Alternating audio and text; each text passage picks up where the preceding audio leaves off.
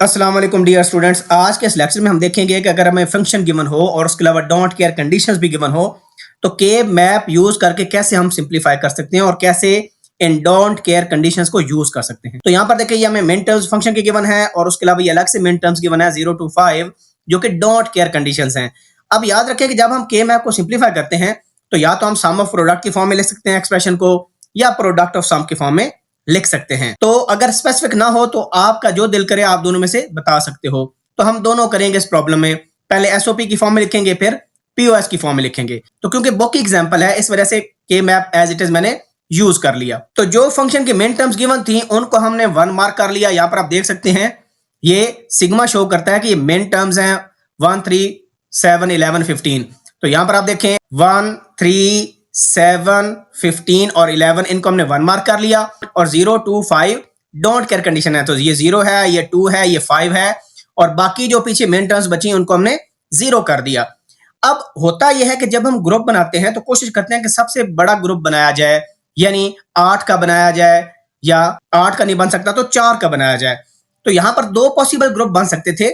एक तो यहां पर एक बड़ी इंपॉर्टेंट बात है जो कि आपने नोट करनी है कि यह जरूरी नहीं है कि हमने ग्रुप के अंदर सारे डोंट केयर्स को कवर करना है। This is very important.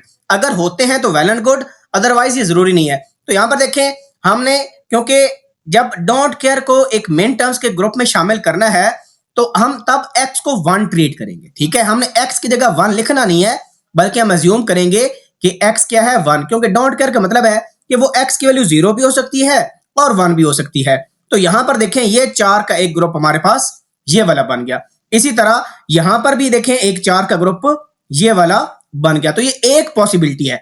तो हमने क्या किया, 3 डोंट केयर गिवन थी मिन टर्म्स, हमने 2 डोंट केयर्स को ग्रुप में शामिल कर लिया, 2 ग्रुप बनाए। अब ये वाला जो ग्रुप है जो कि हॉरिजेंटल आपको लग रहा है, इसको अगर आप सिंप्लीफाई करें, क्योंकि हॉरिजेंटली आप देखें तो ये सारी बिट्स चेंज हो रही हैं। तो यहां पर आप देखें कि हमारे पास ये सिंप्लीफाई को क्या हो जाएगा, w कंप्लीमेंट और x कंप्लीमेंट, क्योंकि यहां पर wx है और यहां पर yz है। तो y और z दोनों चेंज हो रहे हैं, इस वजह से उनको हम इंक्लूड नहीं करेंगे। और इस ग्रुप को सिंप्लीफाई करने के बाद क्या आ जाएगा, w complement x complement. Similarly ये वाला जो ग्रुप है यहां पर आपको क्लियर नजर आ रहा है कि ये yz के बराबर है। तो इस फंक्शन को हमने सिंप्लीफाई किया तो हमारे पास आ गया yz plus w complement x complement. और यहां पर हम इस डोंट केयर कंडीशन को यूज नहीं कर पाए क्योंकि ये किसी के साथ ग्रुप नहीं बना रहा था। दूसरी पॉसिबिलिटी क्या हो सकती है, दूसरी पॉसिबिलिटी ये हो सकती है कि ये जो ग्रुप हमने ये वाला बनाया है ये एज इट इज रहे और ये वाला जो डोंट केयर हमने यहां पर मिस किया था उसको इंक्लूड कर लें।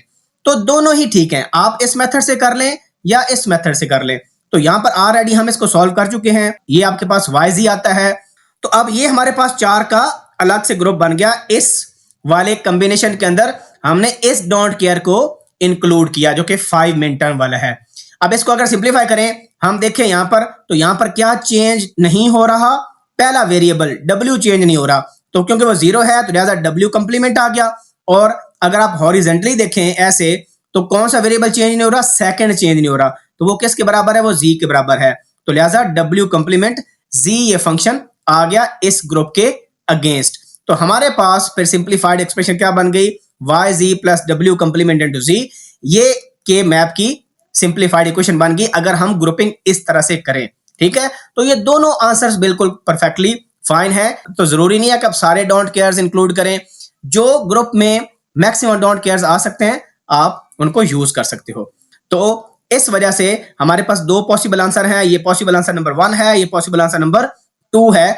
तो जरूरी नहीं एग्जाम में आप दोनों तरीकों से करें, कोई एक भी अगर आप कर लेंगे तो वो परफेक्टली फाइन होगा। इसमें इंपॉर्टेंट थिंग ये है कि यहां पर देखें कि जो मेन टर्म्स हमें गिवन थी फंक्शन के अंदर 1, 3, 7, 11, 15, यहां पर देखें दोनों में कवर हो रही हैं। 1, 3, 7, 11, 15 इधर भी है और 1, 3, 7, 11, 15 इधर भी है। हाँ, फर्क कहां पर पड़ा कि जब हमने ग्रुपिंग की तो देखें इसमें 0 और 2 डोंट केयर यूज हुआ है और यहां पर सिर्फ 5 वाली main term as a don't care used हुई है। अब अगर हमने सेम प्रॉब्लम का करना हो, प्रोडक्ट ऑफ सम की फॉर्म में एक्सप्रेशन लिखनी हो सिंप्लीफाइड, तो वो हम कैसे लिखेंगे। तो मैंने एक के मैप एज्यूम कर लिया, बाय डिफॉल्ट आपको एग्जाम में ये के मैप बनाना पड़ेगा। ये wx है, ये yz है। अब हम देखें क्या करेंगे, अब हम एज्यूम करेंगे कि जो x की वैल्यू होगी वो क्या होगी, 0 होगी, क्योंकि प्रोडक्ट ऑफ सम में हम मैक्स टर्म को एज्यूम करते हैं। तो हम देखें कौन सा ग्रुप बन सकता है। यहां पर तो कोई पॉसिबिलिटी नजर नहीं आ रही, तो एक आपके पास ये ग्रुप बन सकता है कि ये जो लेफ्ट वाले चार आपके पास मेन टर्म्स हैं और ये जो राइट वाली मेन टर्म्स हैं चार, इनको बनाकर हम 8 का ग्रुप एक बना लेते हैं।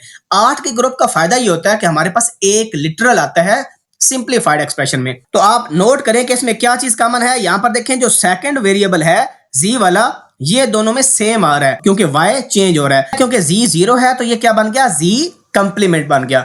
रिमेंबर ऑल तो हमारे पास अब ये मैक्स टर्म्स हैं, लेकिन जब हमने सम ऑफ प्रोडक्ट की फॉर्म में इसको लिखना हो तो हम फिर उसी तरह लिखेंगे, बाद में कंप्लीमेंट लेंगे। ये मैं अभी आपको बताता हूं। दूसरा ग्रुप कौन सा पॉसिबल बन सकता है, तो यहां पर आप देखें ये चार हमारे पास 0 हैं, ठीक है। तो एक ग्रुप हम ये बना लेते हैं। तो अगर आप वर्टिकली देखें तो कौन सा वेरिएबल सेम है, ये पहला वाला यानी w सेम है, तो यहां पर आ जाएगा w।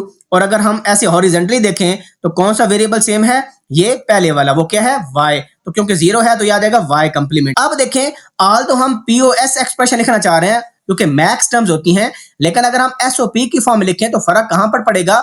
यहां पर जब हम f लिख रहे थे तो अब हम f कंप्लीमेंट लिखेंगे, नंबर 1।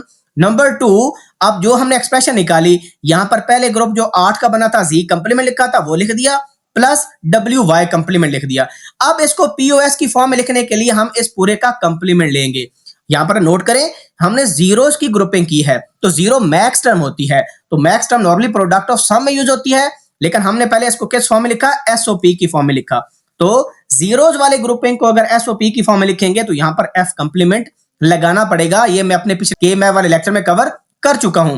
तो अब इसका अगर हम कंप्लीमेंट लेंगे ना तो ये एसओपी किस में कन्वर्ट हो जाएगा, ये पीओएस में कन्वर्ट हो जाएगा। कैसे करना होगा, एक तो आप कंप्लीमेंट लें तो एफ का कंप्लीमेंट लेंगे तो एफ आ जाएगा आपके पास, देखें ये एफ आ गया। और क्या करना है, लिटरल्स का कंप्लीमेंट लेना है, तो जो z कंप्लीमेंट है वो z में कन्वर्ट हो जाएगा, w किस में कन्वर्ट हो जाएगा, w कंप्लीमेंट में, और y कंप्लीमेंट किस में, सिंपल y में।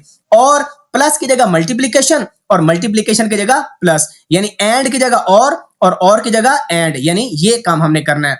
डॉट की जगह प्लस और प्लस की जगह डॉट। तो यहां पर नोट करें, यहां पर क्या है, ये दोनों क्या आपस में हो रहे थे, मल्टीप्लायर होते। अब देखें यहां पर क्या हो गया, ऐड हो गया, और लिटरल्स का कंप्लीमेंट भी हमने ले लिया। यहां पर प्लस था तो यहां पर क्या होगी, मल्टीप्लीकेशन होगी। तो अब हमारे पास ये आ गया, और ये बिल्कुल इक्विवेलेंट है जो मेन टर्म्स हमें गिवन थी। अब अगर आपने इसको प्रोडक्ट की फॉर्म में लिखना है तो पीओएस की फॉर्म में हमें पता है हम पाई लिखते होते हैं, और कौन से लिखने हैं हमने, मैक्स टर्म्स जो इसके अलावा हैं, यानी इनको रिमूव कर देंगे और जो पीछे बचेंगे वो लिखेंगे। वो कौन से हैं, वो आपके पास 0 है, 2 है, उसके अलावा 4, 6, 8, 9, 10, 12 और 13 और 14।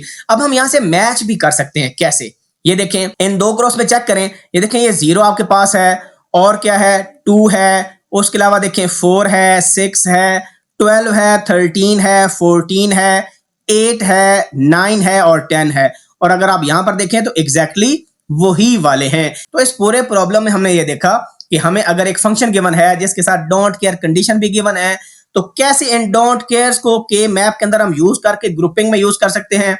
तो पहले हमने एसओपी की फॉर्म में लिखा, दो पॉसिबिलिटीज बन रही थी, या आप ये लेफ्ट वाला कर सकते हैं या राइट वाला कर सकते हैं। एग्जाम में के मैप नहीं गिवन होता, पहले आपने के मैप बनाना है, ये वेरिएबल्स आप इस तरह बनाएंगे। दो पॉसिबिलिटीज बनती हैं जिसमें आप अगर सारे डोंट केयर यूज होते हैं ग्रुप के अंदर तो आप यूज कर लें, अदरवाइज आप ग्रुप के हिसाब से कर लें कि एक उसमें आता है कि दो आता है। तो इसमें देखें हमने दो डोंट केयर्स को कवर किया, यहां पर हमने एक डोंट केयर को कवर किया, तो दोनों ही आंसर्स परफेक्टली फाइन हैं, क्योंकि जो हमें मेन टर्म्स गिवन थी फंक्शन के अंदर वो इन दोनों आंसर्स में मौजूद हैं, और इसमें दो डोंट केयर्स मौजूद है और उसमें एक डोंट केयर मौजूद है। दूसरा, अगर प्रोडक्ट ऑफ सम करना हो तो हम जीरोस के ग्रुप बनाते हैं। तो यहां पर जीरो को ग्रुप बना के दिखाया आपको, ये जो रेड वाला है ये पहला ग्रुप बना, और ये जो ग्रीन वाला है ये दूसरा ग्रुप बना, क्योंकि हम कोशिश करते हैं कि मैक्सिमम जो मेन टर्म्स हैं वो आपके ग्रुप में शामिल हों। तो जब 8 का ग्रुप बनता है तो एक वेरिएबल आता है, 4 का ग्रुप बनता है तो 2 वेरिएबल आते हैं।